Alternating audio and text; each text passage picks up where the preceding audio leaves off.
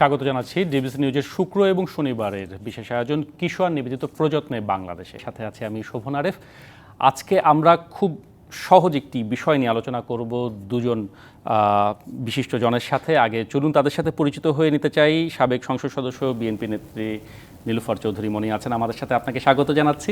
এবং প্রথম আলো যুগ্ম সম্পাদক জনাব সোহরাব হাসান, আপনাকেও স্বাগত। বিচার এবং নির্বাচন কোন পথে, এটি আজকে আমাদের আলোচনার শিরোনাম। এই শিরোনাম ধরে সরাসরি আমি আসলে নীলুফার চৌধুরী মনির কাছে যেতে চাই যে আমরা এই মুহূর্তে অন্তর্বর্তী সরকারকে অনেকগুলো কাজে যথেষ্ট সচেষ্ট দেখছি, পদক্ষেপ নিতে দেখছি, তড়িৎ গতিতে তারা কাজ করার চেষ্টা করছেন। যেমন আমরা আর্থিক দুর্নীতির অনুসন্ধান করতে দেখছি, পাচার টাকা ফিরিয়ে আনার জন্য তারা বিভিন্ন দেশের সাথে সরাসরি কথা বলছে। বিগত সরকারের বিরুদ্ধে নানা রকম মামলা আমরা দেখছি। এই সাম্প্রতিক সময়ে জুলাই আগস্টে যে হত্যা হয়েছে সেগুলোর তদন্ত হচ্ছে, গুম খুনের বিচার দেখছি। আপনার কাছে কি মনে হয় অগ্রাধিকার ভিত্তিতে আসলে সরকার ঠিক পথে এগোচ্ছে কিনা, কিংবা আপনার কাছে আপনার দলীয় দৃষ্টিভঙ্গিতে কোনটিকে বেশি গুরুত্ব দেওয়া উচিত? ধন্যবাদ আপনাকে। যারা শুনছেন আমার শুভেচ্ছা অভিনন্দন, এবং আমার সহ আলোচককে শুভেচ্ছা। দেখেন, একটা সরকার, এটা তো আসলে মানে সৃষ্টি করা সরকার না, একটা হঠাৎ সরকার। তারা ওইভাবে জানতেনও না যে তারা সরকারে থাকবেন বা আসবেন। এরকম শোনা যাচ্ছিল যে হতে পারে, এরকম তো না হওয়া পর্যন্ত কত কথাই তো শোনা যায়। তো সেই জায়গায় একটা নতুন সরকার, তাদের অভিজ্ঞতা নাই, দেশ শাসনে অভিজ্ঞতা নাই হয়তো, বা তারা নিজ নিজ জায়গায় তারা বলিয়ান, তারা শ্রেষ্ঠ। বিশেষ করে যিনি চিফ অ্যাডভাইজার, উনি সারা বিশ্বে একটা শ্রেষ্ঠত্বের অনেক পুরস্কারে ভূষিত এবং অনেক জ্ঞানী একজন ব্যক্তি। এগুলো সব ঠিক আছে। এইসব জিনিস আর রাজনীতির হিসাবটা, রাজনীতিটা দুইটা আলাদা জিনিস। এখানে অনেকটা চলার পথে শেখার কোনো শেষ নাই। তো সেই জায়গায় আমি বলবো যে তারা নতুন একটা একদম স্থিতিহীনতা যেখানে ভঙ্গুর একটা রাষ্ট্রের হাল ধরেছেন। আমি এই জন্য প্রথমে আমি তাদেরকে সাধুবাদ দিব, ধন্যবাদ দিব, এই কারণে যে তারা ধরেছেন, হালটা ধরেছেন, জানে যে এই দেশটা ভঙ্গুর, এই দেশটা খুলসা হয়ে গেছে, খোকলা হয়ে গেছে, আপনার টাকা পয়সা নাই, কিচ্ছু নাই, ব্যাঙ্গুলা দেউলিয়া, আইন শৃঙ্খলা বাহিনীরা যাকে ধরা দরকার তাকে ধরে না, যাকে ছেড়ে দেওয়া দরকার, যাকে তার স্কট দেওয়া দরকার তাকে অ্যারেস্ট করে, তাকে গুম করে ফেলে, খুন করে ফেলে। এই জায়গায় যখন অবস্থা একটা দেশের, ঠিক সেই সময় তারা দায়িত্ব নিয়েছে, তারা চেষ্টা করছে। আর মাত্রই তো 10-20 দিন, আমি বলতে পারবো না তাদের সফলতার কথা বলার সময় এখন আসেনি। হ্যাঁ, তো এখন বলা যাবে না কোনো কাজের তারা প্ল্যান করছে। আমি সফলতার কথা বলিনি, মানে তারা যেভাবে এগোচ্ছে অনেকগুলো বিষয় নিয়ে। আপনি বললেন যে একটা অস্থির সময় যেহেতু তারা হাল ধরেছেন, সুতরাং মানে সঠিক জায়গায় আছেন কিনা, ঠিক পথে আছেন কিনা, লক্ষ্যটা ঠিক আছে কিনা। এবং আমরা এটা বলি, আমি এই কাগজটা আমি আপনার সামনে বের করলাম, এটা আমাদের দলীয় একটা ডিসিশন। সেইখানে বলা আছে, অন্তর্বর্তীকালীন সরকারের সকল গঠনমুখী এবং ইতিবাচক পদক্ষেপের প্রতি আমাদের সমর্থন থাকবে। এটা বেসিক্যালি, কারণ একটা ভঙ্গুর রাষ্ট্রকে যখন তারা মেরামত করতে আসছে, তাদের মেরামতের জন্য আমরা ওইটুকু সময়টা আমরা দেখি যে তারা কিভাবে পারে। আমাদের সহযোগিতা চাইলে অবশ্যই আমরা সহযোগিতা করব। আমাদের অভিজ্ঞতা, আমাদের দলের সিনিয়র নেতৃবৃন্দের, তাদের মঞ্চ পরিষদে ছিল, অনেকেই আছেন, এমপি ছিল, অনেকবার এমপিতে ছিল, এমন অনেকেই আছেন। তো তাদের যদি তারা মনে করে যে হ্যাঁ রাজনীতিবিদদেরও দরকার আছে, রাজনীতিবিদ ছাড়া হবে না পুরাটাই, তো সেখানে যদি তারা মনে করে যে সফলতার জন্য, রাষ্ট্রের সফলতার জন্য রাজনীতিবিদদেরও দরকার আছে, তারা আমাদের কাছে সহযোগিতা চাইলে আমরা অবশ্যই করব। ধন্যবাদ। আসবো আপনার কাছে। বিচার যেগুলো নিয়ে বিচার হচ্ছে সেগুলো ঠিক পথে যাচ্ছে কিনা, আরও কীভাবে সেগুলোকে বিচারকে নিশ্চিত করা যায় সেই বিষয়ে আপনার মতামত জানবো। সোহরাব হাসানের কাছে যাই। সোহরাব হাসানের কাছে একই প্রশ্ন। আমরা দেখলাম যে দায়িত্ব নিতে না নিতেই বন্যার মতো একটা দুর্যোগ এসে হাজির হলো। বিভিন্ন দেশের সাথে সম্পর্ক উন্নয়নের একটা বড় চ্যালেঞ্জ ছিল। রাজনৈতিক সংস্কারের কথা বলেই তো আসলে এই পুরো বিষয়টি হয়েছে। সব কিছু মিলে আপনি কোনটিকে বেশি বড় চ্যালেঞ্জ মনে করছেন? ধন্যবাদ, এবং একই সঙ্গে নীলুফার আপাকেও শুভেচ্ছা। বড় চ্যালেঞ্জ হচ্ছে এই মুহূর্তে আইনশৃঙ্খলা পরিস্থিতির উন্নয়ন, কারণ এখনও পুলিশ পুরোপুরি সক্রিয় নয়। এখনও মানে আজকে দেখলাম যে চট্টগ্রামে একটা খুনের ঘটনা ঘটেছে, ঢাকায় এক মাদক ব্যবসায়ী পুলিশের থানার ওসিকে ভিডিও কলে বলেছেন যে আসেন পারলে গ্রেপ্তার করেন। এই ধরনের হুমকি বা এই ধরনের দৌরাত্ম্য এটা মোকাবেলা করা, পুলিশ বাহিনীর যে মনোবল ভেঙে গিয়েছিল সেটি চাঙ্গা করা। আবার পুলিশ বাহিনীর মধ্যে নানা রকম যে এক ধরনের প্রবণতা আছে যে 5 আগস্ট পর্যন্ত তারা যে ধরনের আচরণ করেছে তার থেকে যে বদলানো দরকার, তার থেকে যে সরে আসা দরকার, সেটি অনেক পুলিশ সদস্যের মধ্যে দেখা যায় না। যেমন একই মামলায় 5ই আগস্টের আগে আসামি ছিল বিএনপি, জামায়াত এবং ছাত্র নেতারা, আন্দোলনকারী ছাত্র নেতা। ওই মামলায় সংযুক্ত নথি বা সংযুক্ত কাগজ দিয়ে তারা আগের আসামিদের বাদ দিয়ে নতুন আসামি করছে আওয়ামী লীগের নেতাকর্মীদের। ঘটনা তো ঘটেছে 5 তারিখের আগে। তা 5 তারিখে যেই এই ঘটনা ঘটাক তাকেই আসামি করবে, মানে অপরাধী কোন দলের সেটা দেখে তো অপরাধী। কিন্তু সেগুলোর জন্য তো আসলে আলাদাভাবে কমিশন করার কথা হচ্ছে। কমিশন এখন তো আন্তর্জাতিক তদন্তের দাবি করা হচ্ছে, আন্তর্জাতিক তদন্তের দাবি হচ্ছে, কিন্তু বিচার প্রক্রিয়া তো আন্তর্জাতিক তদন্তে হবে না। তারা একটা কি বলে একটা তথ্য অনুসন্ধান উদ্ঘাটন করতে পারে। বিচার প্রক্রিয়া আমাদের আইনেই হতে হবে না। পুলিশেরও তো আমরা ব্যাপক রদবদল দেখছি, তাই না? রদবদল দেখছি, কিন্তু আচরণে রদবদল হচ্ছে কিনা, আপনার তার চরিত্রে বদল হচ্ছে কিনা। এখন আগে বিএনপি জামাতের নেতাকর্মীদের ধরে আনলে সরকার খুশি হতো। এখন যদি এটা হয় যে এখন আওয়ামী লীগের নেতাকর্মীদের ধরে আনলে খুশি হতো। না হলে ধরুন একই ঘটনায়, একই হত্যা মামলায়, মানে এটা আপনি দীর্ঘদিন কাজ করছেন, কিন্তু এটা কি সাংবাদিকদের আসামি করা, আইনজীবীদের আসামি করা নাকি আদিষ্ট হয়ে করে? এর আগে তো আর সুতরাং সেটাই প্রশ্ন। তা আমি মনে করি যে এটি স্বাধীনভাবে তারা তথ্য প্রমাণের ভিত্তিতে, যে কোনো মামলা তো তথ্য প্রমাণের ভিত্তিতে করতে হবে। যেমন আওয়ামী লীগ আমলে যে হাজার হাজার মামলা দিয়েছে, 1 লাখের উপর আসামি ছিল, কয়জনকে বিচার করতে পেরেছে? কারণ ওই মামলাগুলো ছিল গায়েবী, ওই মামলাগুলো ছিল কী বলে উদ্দেশ্যমূলক, বিচার হয়নি। এখনও যদি পুলিশ সেই কাজটি করে তাহলে এই সরকারের বদনাম হবে। সুতরাং সরকারের উচিত হবে যে, এবং বিএনপি মহাসচিব কিন্তু বলেছেন, তিনি নিজে ওই মামলার ভুক্তভোগী হয়েও, রাজনৈতিক উদ্দেশ্য এবং গায়েবী মামলার ভুক্তভোগী হয়েও তিনি কিন্তু বলতে পারতেন যে আমি যেহেতু এই মামলার শিকার হয়েছি, আমি যেহেতু নির্যাতনের শিকার হয়েছি, সুতরাং আওয়ামী লীগের নেতারা হোক, সেটা কিন্তু বলেনি। একজন দায়িত্বশীল জাতীয় নেতার মতোই তিনি কথা বলেছেন। আমরা আশা করি সব দলের নেতারা যদি এরকম আচরণ করেন, এরকম কথা বলেন, তাহলে আইনের শাসন প্রতিষ্ঠা হয়। আর যদি মানে এই বিষয়গুলো নিয়ে আরও নিশ্চয়ই বিস্তারিত আলাপ হবে। আমি যেহেতু আজকে গুম প্রতিরোধ দিবস, সেটি নিয়ে আমরা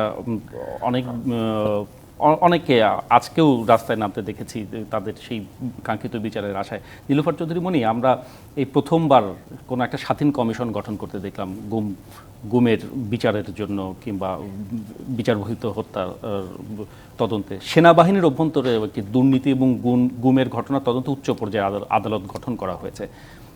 আপনার কাছে এই সমস্ত উদ্যোগ কতখানি কার্যকর মনে হচ্ছে? দেখেন, যেভাবে চলছে, মানে এই যে গঠন করা হলো, এটা আবারও ওই যে ওয়েট অ্যান্ড সি আমরা দেখতে পারি। যেমন ধরেন দুঃখজনক হলো সত্যি, আমি আগে ভালোটুক বলি পজিটিভলি, আমাদের সেনাবাহিনী, আমি সবসময় এখানে আবেগের সঙ্গে উচ্চারণ করি, কারণ আমার খুব ভালো লাগে যে তারা আমাদের জন্য অতন্দ্র প্রহরী হিসেবে আছে। কিন্তু মাঝখানে যে সময়গুলো গিয়েছে, তারা অনেকটা ব্যবসায়ী হিসেবে চলে গিয়েছিল। তাদের ঋত সম্মানটা পুনরুদ্ধার করার তারা চেষ্টা করেছে 5ই আগস্ট পর্যন্ত। তারা যদি চাইতো অনেক লোক আরও হতাহত হতো। আমি আজকে আপনার মাধ্যমে তাদেরকে থ্যাঙ্কস জানাচ্ছি। পাশাপাশি এটা বলতে চাই যে এই যে গুমের যে আপনি বললেন কমিটিটা হলো, আমরা দেখলাম, সেটার আনসারে তো টাইমের জন্য ব্যাপার, কিন্তু তার আগে যেটা বলছি, আমরা শুনতে পাই যে এরকম যে যারা দেশ ছেড়েছে তাদের অনেকের সম্পর্কে আমরা কিন্তু সোশ্যাল মিডিয়ার মাধ্যমে বা পত্রিকার কোনো মাধ্যমে আমরা জানি। আজকাল তো পত্রিকাগুলো 2 দিন 5 দিন পরে রিপোর্ট দেয়, আগে সোশ্যাল মিডিয়ায় আসে। কিন্তু আমরা এও শুনেছি যে ওখানে তাদের কাছে অনেক এমপি মন্ত্রীরা আছে যাদেরকে আমরা আসলে পাচ্ছি না, তারা কোথায় আছে এটা বলছে না, কিন্তু আমরা এরকম শুনি। আমি সত্য মিথ্যা জানি না, আবারও বললাম, যদি থেকে থাকে আইনের অনুশাসনটা তো তখন, যেটা সৌরভ ভাই বললেন, আইনের অনুশাসন তো তখনই আপনার প্রাতিষ্ঠানিক মর্যাদা পাবে যখন আমি সত্যি সত্যিভাবে আইনের জায়গাটায় আমি মানে হস্তান্তর করব।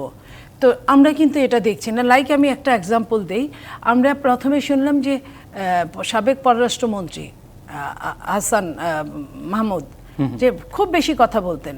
পররাষ্ট্রমন্ত্রী হিসেবে আমি তাকে কোনো দোষারোপ করছি না, কিন্তু ওই অতি কথন এবং অতি অত্যাচারের মতো আচরণটা অনেককেই কষ্ট দিত।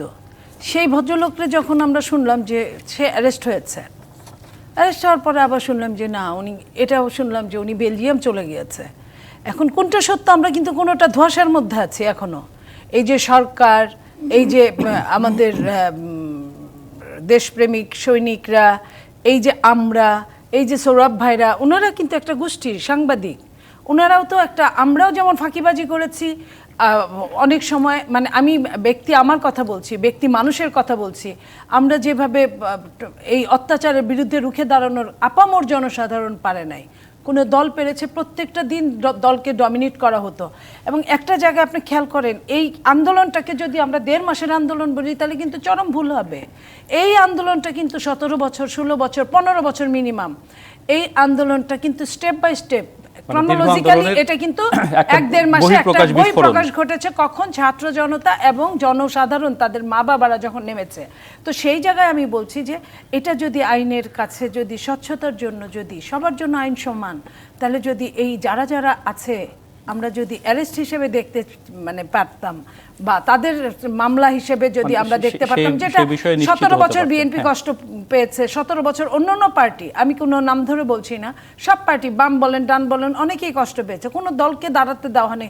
শুধু তাই না, জাতীয় পার্টি তাদের সাথে অ্যালায়েন্স করেছে, তারাও কষ্ট করেছে, তারাও নিঃশেষ হয়ে গিয়েছে।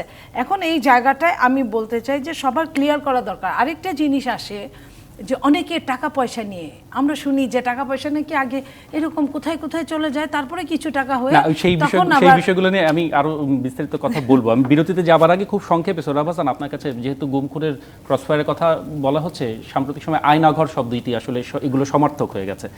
দ্বিতীয় আয়নাঘর হবে না এমন নিশ্চয়তা কি আপনি পাচ্ছেন এখনকার মানে সাম্প্রতিক? প্রথমত হচ্ছে যে প্রথমেই সরকারকে ধন্যবাদ জানাতে হবে যে গুম বিরোধী যে আন্তর্জাতিক সনদ তাতে সই দিয়েছে বাংলাদেশে প্রথম। আমি মনে করি কোনো রাজনৈতিক সরকার দিত কিনা, গত 15 বছর তো দেয়নি, কারণ তো সুতরাং এটা একটি উল্লেখযোগ্য অগ্রগতি বলবো। একই সঙ্গে আপনি বলছেন যে সেনাবাহিনীর ভিতরে এই যে গুমের ক্ষেত্রে সশস্ত্র বাহিনীর সদস্যদের বিরুদ্ধে যে অভিযোগ আছে সেটি তদন্তে যে কমিটি করেছে, এটিও ইতিবাচক। এখন এই তদন্ত কিভাবে হবে, তদন্তে প্রকৃত অপরাধীরা বেরিয়ে আসবে কিনা, তার পেছনে কারা ছিল, কারা হুকুম দিয়েছে, এগুলো যদি বেরিয়ে আসে তাহলে পরবর্তী আয়নাঘর না হওয়ারই সম্ভাবনা বেশি। আমরা চাই যে, যেটি আমার মনে হয় নীলুফার চৌধুরী বলেছেন যে একটি গণতান্ত্রিক দেশে কেন আয়নাঘর থাকবে, একটি গণতান্ত্রিক দেশে এত গোয়েন্দা সংস্থাই বা কেন থাকবে? গোয়েন্দা সংস্থা তো গোয়েন্দা সংস্থা একটাই থাকবে যে রাষ্ট্রের নিরাপত্তার জন্য হুমকি হয়, এরকম কিছু না ঘটে সেটাই মোকাবেলা করবে। আপনি যদি বলেন, আমি একটা বিরতির পরে এসে এই বিষয়টি নিয়ে আরেকটু বিস্তারিত আলোচনা করতাম। নির্বাচন বিষয় নিয়ে রাজনৈতিক সংস্কারের প্রসঙ্গ আসছে বারবার, সেগুলো নিয়েও কথা বলতাম। কিশোর নিবেদিত প্রযত্নে বাংলাদেশে আমরা একটা বিরতিতে যাচ্ছি, ফিরছি কিছুক্ষণের মধ্যেই। কিশোর নিবেদিত প্রযত্নে বাংলাদেশে আমরা বিরতির পরে ফিরে এলাম। বিচার এবং নির্বাচন কোন পথে, এই শিরোনামে আজকে আমাদের সাথে আলোচনায় সাবেক সংসদ সদস্য বিএনপি নেত্রী নীলুফার চৌধুরী মনি আছেন, এবং আছেন জনাব সৌরভ হাসান, তিনি প্রথম আলো যুগ্ম সম্পাদক। আবারও স্বাগত জানাচ্ছি। সৌরভ হাসান, আপনার কাছে ছিলাম গুমের ঘটনার বিচার বহির্ভূত হত্যাকাণ্ডের বিচার, আয়নাঘর আবার একটা হবে না, এই নিশ্চয়তা, এটি তো সাধারণ মানুষ সব সময় চায়, সেটি আসলে আজকে তো আন্তর্জাতিক গুম প্রতিরোধ দিবস। প্রথমে হচ্ছে যে মানুষগুলো গুম হয়ে গেছে, যাদের খোঁজ নেই, খোঁজ বের করা। একটি কমিশন গঠন করা হয়েছে। আমি মনে করি নাগরিকদেরও দায়িত্ব আছে। এই কমিশনের বাইরে 5 জন লোক কিন্তু এটি বের করতে পারবে না। এক্ষেত্রে রাষ্ট্রযন্ত্রের যেমন সহায়তা দরকার, নাগরিক সমাজের সহায়তা দরকার, এবং কারা কখন কিভাবে গুম হয়েছে পরিবার হয়তো কিছু জানে এবং অনেক ক্ষেত্রে জানেও না। সুতরাং এটি যত দ্রুত বের করে দেয়। এরপরে হচ্ছে আইনের শাসন প্রতিষ্ঠিত হলে, আইনের শাসন প্রতিষ্ঠা করা গেলে কিন্তু এই গুমের প্রশ্ন আসে না, আপনার হত্যার কাণ্ডের প্রশ্ন আসে না। বিচার হবে, বিচারে যার শাস্তি হবে। কিন্তু আমরা বিচারহীনতা থেকেই কিন্তু এগুলোর উদ্ভব। এখন বিচারহীনতা থেকে আমাদের বেরিয়ে আসতে হবে। আপনি আপনার আলোচনার অন্যতম বিষয় হলো বিচার। বিচারটা কিন্তু ন্যায় বিচার হতে হবে। রাজনৈতিক উদ্দেশ্যে কারোর বিরুদ্ধে মামলা দিয়ে বছরের পর বছর তাকে জেলে রাখা অথবা তাকে হয়রানি করা, এটি যাতে না চলে। এবং অন্তর্বর্তী সরকারের তো একটা সুবিধা আছে যে যেহেতু কোনো রাজনৈতিক দলের নয়, সুতরাং তার কোনো কর্মী থাকার কথা নয়, তার কোনো নেতা থাকার কথা নয়, তার চোখে হচ্ছে আইন যাকে অপরাধী বলবে তার বিরুদ্ধে ব্যবস্থা নেওয়া, আইন যাকে অপরাধী বলবে না তাকে ছাড় দেওয়া। কিন্তু আমরা বিচারের ক্ষেত্রে যে সমস্যাটা দেখলাম, যে পুলিশ আওয়ামী লীগ সরকারের আমলেও যে ধরনের মামলা দিত, ঢালাও মামলা দিত, এখনও ঢালাও মামলা দিচ্ছে। তাতে কিন্তু ন্যায় বিচারে পথ রুদ্ধ হবে এবং সরকারের এই যে সমস্ত কার্যক্রম প্রশ্নবিদ্ধ হবে, আর সেটি হওয়া উচিত নয় বলেই মনে করি। ধন্যবাদ। এই প্রসঙ্গে বলেছেন এটি স্পষ্ট। আমি একটু আপনার কাছে সংক্ষেপে জানতে চাই, মানে নির্বাচন কোন পথে, সেই প্রসঙ্গগুলো তো আসছে। আমরা বিএনপি মহাসচিবকে প্রধান উপদেষ্টার সাথে কথা বলতে দেখেছি। জামায়াতের আমির বলছেন যে যতদিন প্রয়োজন এই রাজনৈতিক সংস্কার সহ সমস্ত কিছু সংস্কারের জন্য এই অর্ধবর্তী সরকারকে তারা দিতে চায়। আবার একই সাথে বলা হচ্ছে যে বিএনপি মহাসচিব কিছুদিন আগে 1/11-এর কথা প্রসঙ্গ তুলেছেন, রাজনীতিকীকরণের কথা তিনি মনে করে দিতে চেয়েছেন। সব কিছু মিলিয়ে আসলে আপনি নির্বাচনকে কোন পথে কিংবা কিভাবে হবে বলে মনে করছেন, মানে সেটি সঠিক পথে আছে কিনা? আমরা সরকারের বিভিন্ন রকম আপনার কাছে জেনে নিয়ে আমি একটু নীলুফার মনির কাছে আসবো। প্রথম হচ্ছে নির্বাচন কেন? নির্বাচন তো গণতন্ত্র প্রতিষ্ঠার জন্য। আমরা কোথাও কখনো ভালো নির্বাচন পেয়েছি, বিশেষ করে তত্ত্বাবধায়ক সরকারের আমলে, কিন্তু গণতন্ত্র পাইনি। এটা নীলুফার আপা আছেন এখানে, তার সামনেই বলছি, আওয়ামী লীগ, বিএনপি, জাতীয় পার্টি কোনো সরকারের আমলে আমরা সাচ্চা গণতন্ত্র যাকে বলে সেটি পাইনি। আওয়ামী লীগ 15 বছর একটানা ক্ষমতায় ছিল, সুতরাং তার সময়ে গণতন্ত্রটা আরও বেশি হরণ হয়েছে, আরও বেশি অগণতান্ত্রিক কার্যক্রম বেশি চলেছে। বিষয় হচ্ছে যে রাজনৈতিক দলগুলো, তাদের ভেতরে গণতন্ত্র থাকতে হবে, মানসিকতায় গণতন্ত্র থাকতে হবে এবং অন্যের প্রতি আচরণে গণতান্ত্রিক হতে হবে। কেউ ক্ষমতায় আসলে সব কিছু দখল হয়ে যায় না, আর কেউ ক্ষমতার বাইরে গেলে সব কিছুই বঞ্চিত হয়ে যায় না। কিন্তু আমাদের এখানে এই রাজনৈতিক যে সংস্কৃতি দাঁড়িয়েছে, যে এক ভোটে যদি জয়ী হয় তিনি সব কিছু দখল করেন, আর যদি এক ভোটে হেরে যান তার কোনো নাম নিশানা থাকে না। এই সংস্কৃতি থেকে বেরিয়ে আসায় এখানে আমি মনে করি অন্তর্বর্তী সরকার কিছুটা কাজ করতে পারে, যেটি সংস্কার কথা বলা হয় ইত্যাদি। একটা হলো যে বিএনপির একটা প্রস্তাব আছে কিন্তু 31 দফা, সেখানে কিন্তু নিরঙ্কুশ ক্ষমতার খর্ব করার বা ক্ষমতাকে সীমিত রাখার একটা আছে, দ্বিকক্ষ বিশিষ্ট পার্লামেন্টের কথা আছে, 70 ধারার কথা নাই সেখানে। আমি মনে করি সেটিও যোগ করা উচিত। আরেকটি আছে যে দুবারে বেশি প্রধানমন্ত্রী হতে পারবেন না, রাষ্ট্রপতির সাথে ক্ষমতার একটা ভারসাম্যের কথা বলা হয়েছে। টিআইবি আরেক ধাপ এগিয়ে বলেছে যে একই ব্যক্তি প্রধানমন্ত্রী ও সংসদ নেত্রী এবং দলীয় প্রধান হতে পারবেন না, 3 তাহলে কিন্তু ক্ষমতার একটা ভারসাম্য থাকে। আর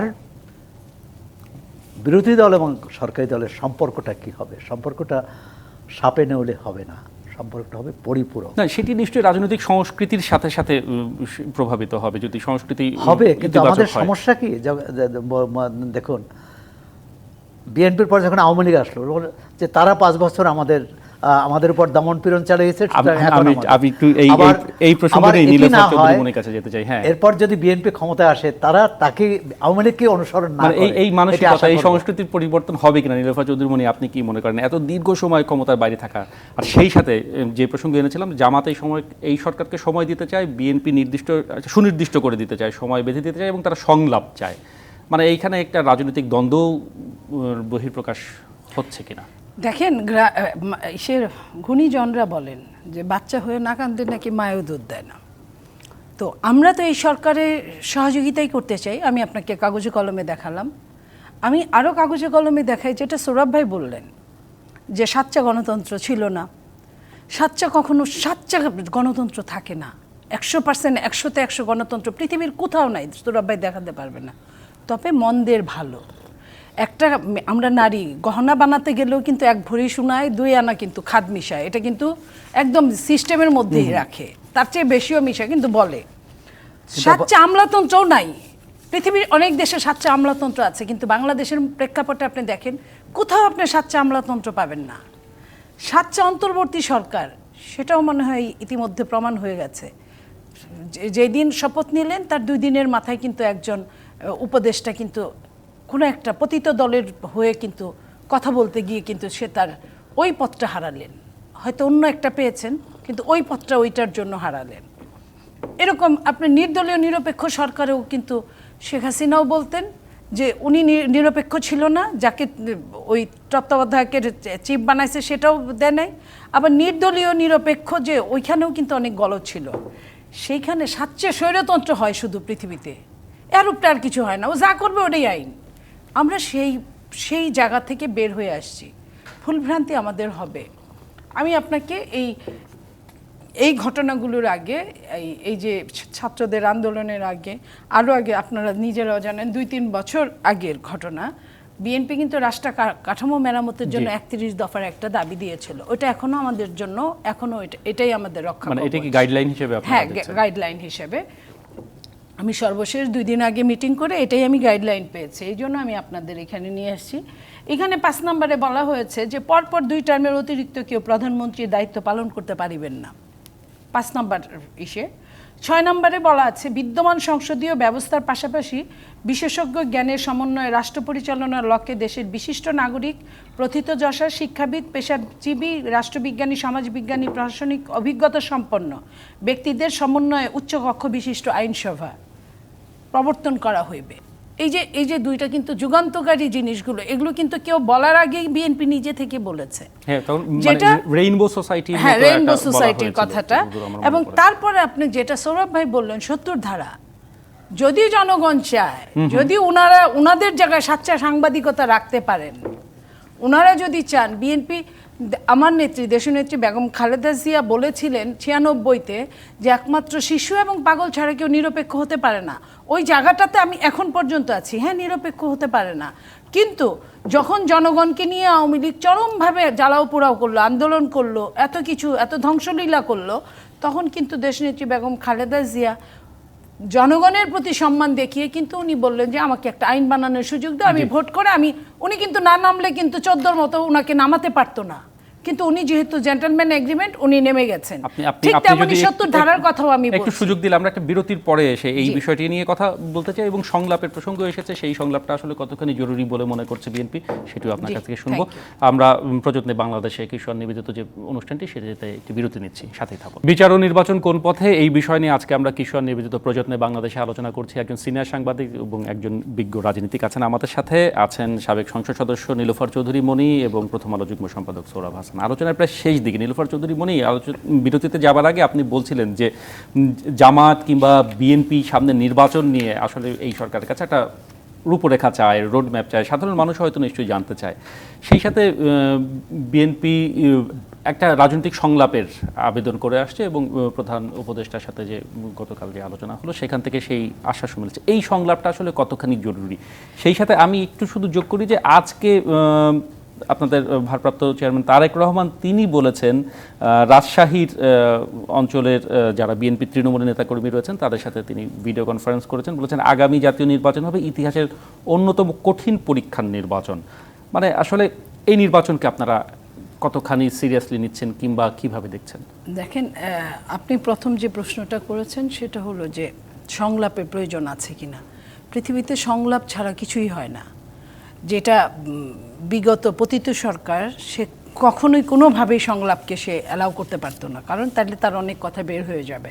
তো এটা কোনো স্বৈরশাসকরা এটা পছন্দ করে না, কিন্তু গণতন্ত্রের বিউটি হচ্ছে আপনার সংলাপ। তো সংলাপ যেটা আপনার প্রধান উপদেষ্টা তার ভাষণে বলেছেন যে ছাত্ররা আমাকে এখানে নিয়েছে বা ছাত্র জনগণ, তো ছাত্র জনগণ যদি এনে থাকে তাহলে মেন্টালি উনি স্বীকৃতপ্রাপ্ত গণতন্ত্র না ঠিক, কিন্তু মেন্টালি কিন্তু উনি এক ধরনের গণতন্ত্রের মধ্যেই আছে, কারণ জনগণ কিন্তু চেয়েছে যে এই সরকারের বাইরে যেই আসুক। তো সেই জায়গায় উনি সংলাপে বসবে সব রাজনৈতিক দলের সাথে, সব রাজনৈতিক দলগুলোর মেন্টালিটি বুঝবে, রাজনৈতিক দলও উনার মেন্টালিটি বুঝবে, এবং একটা রোড ম্যাপ, কতটুকু নিকটবর্তী নির্বাচন, কতটুকু দূরবর্তী নির্বাচন, এটা কিন্তু আলোচনা সাপেক্ষ। যদি সত্যিই মনে করে রাজনৈতিক দলগুলো যে তাদের মেরামত করতে, প্রাইমারি মেরামত করতে এইটুকু সময় লাগবে, সেটার একটা কাটছাট করে একটা টাইম দিবে রাজনৈতিক দলগুলো। আমি শুধুমাত্র বিএনপি বড় দল দেখে বিএনপি দিবে আমি তা বলছি না। তো সেই জায়গায় তো বসার বিকল্প নাই। আরেকটা জিনিস আমি প্রথমেই আপনাকে বলেছি যে রাজনীতিবিদের, রাষ্ট্র পরিচালনার ক্ষেত্রে রাজনীতিবিদের বিকল্প হয় না। আপনার কোনো একটা প্রয়োজনে, বিশেষ ক্রাইসিস মোমেন্টে, আপনি ধরেন বন্যার সময় ফ্লাডের সঙ্গে রিলেটেড যে আপনার বিশেষজ্ঞ, তারা যতটা কাজে দিবে আমি আপনি ততটা কাজে দিব না, কিংবা আপনি যতটা কাজে দিবেন আমি হয়তো ত্রাণ ম্যানেজ করে দিব, বাট আপনি কিন্তু সংবাদটা যে কোথায় কি সমস্যা আছে এটা বলবেন। তো সেই হিসেবে আমি মনে করি সংবাদের কোনো বিকল্প তো রাজনীতিবিদদের হাতে ফেরত দেওয়ার জন্য, সেটা যদি আমি আরও কয়েকটা টকশোতে বলেছি কথাটা, যে ওনারা যদি টাইম চায়, টাইমের কোনো শেষ নাই, ডেভেলপমেন্টের কোনো শেষ নাই, কিন্তু ডেভেলপমেন্টের সিস্টেম লস যেটা ছিল আমাদের, সিস্টেম লসটা যদি ঠিক করে, সঙ্গে যদি আইনের অনুশাসনটা যোগ করে নেতাদের কাছে ছেড়ে দেওয়া হয়, কিংবা নেতাদের সাথে নিয়ে কাজ করা হয়, তাহলে কিন্তু অনেকটাই দেশের জন্য মঙ্গল হবে। কিন্তু নির্বাচনকে অনেক কঠিন মনে করছেন, যেটি আমরা ভারপ্রাপ্ত চেয়ারপারসনের কথায় মনে হচ্ছে, মানে এটাকে অনেক বড় চ্যালেঞ্জ মনে করছেন। এই কথাটা কিন্তু অনেকটা দূর যায়। আমি আমার ক্ষুদ্র জ্ঞানে যেটুকু বুঝি, 1-11 হয়েছিল কিন্তু -2 ফর্মুলাকে আপনার সফল করার লক্ষ্য নিয়ে। 1-11-তে দেশনেত্রী বেগম খালেদা জিয়া এবং আমাদের আজকের ভারপ্রাপ্ত চেয়ারম্যান, ওনাদের উপর অনেক বড় টর্চার গেছে, আমাদের উপরও অনেক বড় টর্চার গেছে। 15-17 বছরে আমরা যে কষ্টটা করেছি, তারপরে যে সরকার এসছে এখন যারা আছে, কিন্তু আমি ওই 1-11 যারা আপনার ষড়যন্ত্রকারীরা, তারা কিন্তু এখনও বহাল তবিয়তে টিকে আছে, এবং তারা কিন্তু এখনও আপনার এক ধরনের দেশকে ভঙ্গুর রাষ্ট্র বানানোর জন্য, ব্যর্থ রাষ্ট্র বানানোর জন্য তাদের চেষ্টার কোনো ত্রুটি করছে না। পাশাপাশি কার আঙ্গুলি হেলনে কে চলছে এটাও একটা ব্যাপার। পাশাপাশি দেখেন এই সরকারটা 5 তারিখে আসছে, 5 তারিখের পর 7 তারিখ 8 তারিখে বোধহয় নতুন সরকার আসছে, তারপরেও কিন্তু ছোট ছোট 2-3টা 4টা 5টা কু হওয়ার চেষ্টা হয়েছে। এই যে আনসার কু, বিচার বিভাগীয় কু, তারপরে আপনার কিছু অন্য কু, আপনার মানে এটার সাথেই আছে। এই সব কিছু মিলে আপনার এক ধরনের আশঙ্কার মধ্যে আপনার মনে হচ্ছে, এবং কিছু ছোট ছোট দল নিজেকে বিরাট কিছু মনে করছে, তারা মনে করছে যে এটা আমরাই আগামীতে কিছু করব, কারণ তারা নেপথ্যে কাজ করে। নেপথ্যে কাজ করা মানুষগুলো কিন্তু নেপথ্যে যতটা শক্তিশালী, বাইরে কিন্তু তাদের অবস্থান ততটাই দুর্বল। তারা যদি মনে করে যে মুই কি হনুরে, তাহলে মনে হয় ঠিক হবে। একদম স্পষ্ট। অনেক ধন্যবাদ নীলুফার চৌধুরী মনি। আলোচনা শেষে সোহরাব হাসান, মানে এই সব কিছু রাজনীতি, সংস্কার সবকিছুর বাইরে যে আমরা এক ধরনের সামাজিক অস্থিরতাও দেখছি, বিশেষ করে শিক্ষকদেরকে আমরা বিভিন্ন জায়গায় দেখছি, বিভিন্ন পর্যায়ের শিক্ষকদেরকে আমরা অপ্রীতিকর হেনস্থার মুখোমুখি হতে দেখছি, অনেক সাংবাদিকদেরকেও আমরা আশঙ্কার মধ্যে, নিরাপত্তাহীনতার বিষয় দেখছি। সামাজিক অবস্থানটি আসলে কোন দিকে যাচ্ছে এই সব কিছু? না, এই সরকারের যে প্রথম চ্যালেঞ্জ, আমি আইন শৃঙ্খলা রক্ষা করা বা এর উন্নয়ন, এটি প্রথম চ্যালেঞ্জ। দ্বিতীয় হচ্ছে শিক্ষাঙ্গনের স্বাভাবিক অবস্থা ফিরিয়ে আনা, অর্থাৎ শিক্ষার্থীদের আবার ক্লাসে ফিরিয়ে নেওয়া, এবং সেক্ষেত্রে শিক্ষা প্রশাসন, বিশ্ববিদ্যালয় প্রশাসন, কলেজ প্রশাসন একটা সামাজিক সমস্যা আমি বলছি আমরা, হ্যাঁ, করার পরেই না এই সামাজিক সমস্যাগুলো দূর হবে। আমরা তো দেখে, এই যে সামাজিক সমস্যার কথা বললেন, যে কোনো কিছু ছাত্র বা ছাত্র নয়, কিছু লোক যে একজন